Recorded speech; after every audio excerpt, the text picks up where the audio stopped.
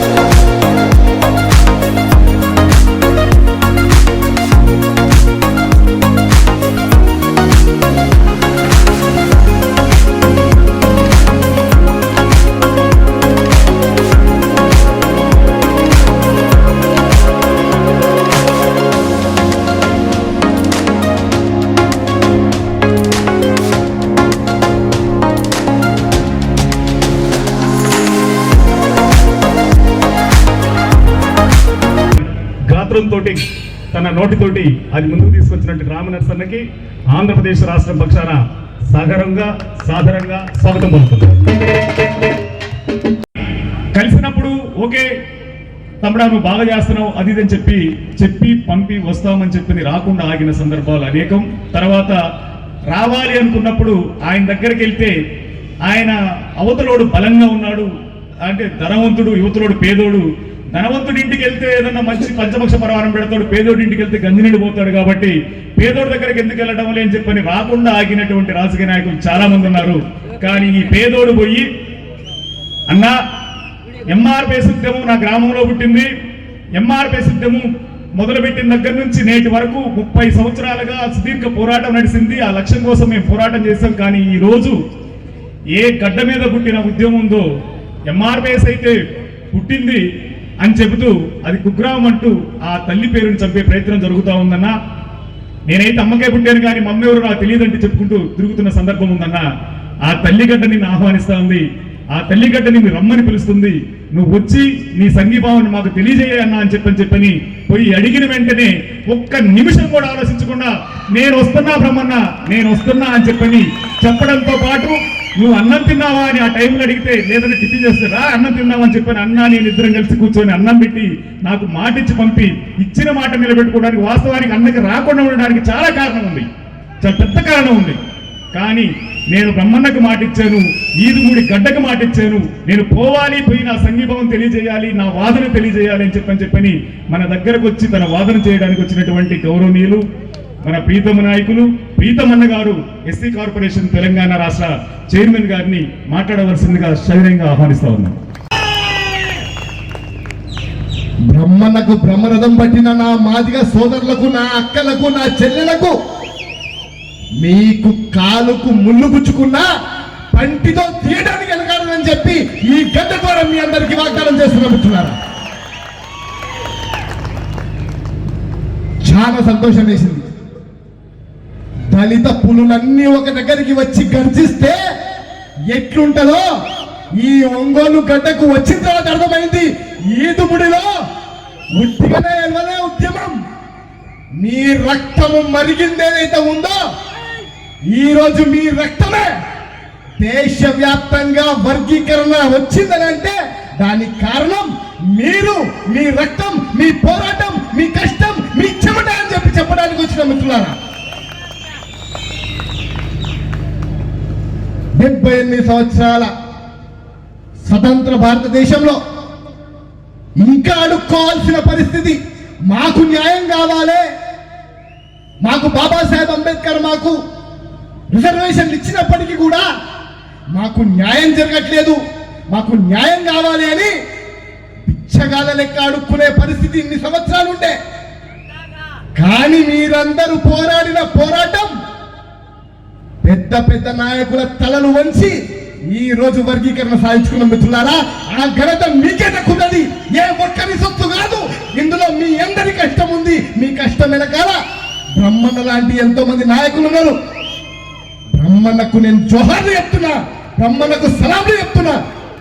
బ్రహ్మన్న నాయకత్వానికి శిరస్సు వంచి ఆయనకు ధన్యవాదాలు చెప్తున్నా. మా సభాధ్యక్షులు శాలం రాజు గారు, అదేవిధంగా మా తెలంగాణ నుంచి వచ్చారు మా గద్దపాటి యాదన్న గారు, మా దళిత పులి, మా అక్క మేరీ మాదిగక్క, మా ప్రమోద్, మా మైసన్న, చెప్పుకుంటూ పోతే వేదిక మీద ఉన్న అన్ని దళిత పులులు పంజా కొడితే ఆషామాషి ఉండదు. ఈ దళిత పులులన్నీ ఈ రోజు వర్గీకరణ వచ్చింది, కృతజ్ఞత సభ పెట్టుకున్నాం, మీరు రండి అని ఈరోజు ఆహ్వానించారు. మిత్రులారా, 3-4 అంశాలు మాట్లాడాలి. వర్గీకరణ వచ్చింది వాస్తవమే. మనకు వర్గీకరణ ఎందుకు అవసరం ఉండే? మనకు ఉద్యోగానికి అవసరం ఉండే, విద్యలో అవసరం ఉండే, వ్యాపారంలో అవసరం ఉండే. కానీ ఒక పెద్ద మనిషి చేసిన ఘనతకి, ఏ పెద్ద మనిషి అయితే ఏ పార్టీ తొత్తు అయిందో అధికారంలోకి వస్తే 100 రోజులలో వర్గీకరణ చేస్తా అని చెప్పి ఆ 100 రోజులలో మన బిఎస్ఎన్ఎల్ అమ్మిండు, మన ఎల్ఐసి అమ్మిండు, మన పోర్ట్ అమ్మిండు, మన రైల్వే స్టేషన్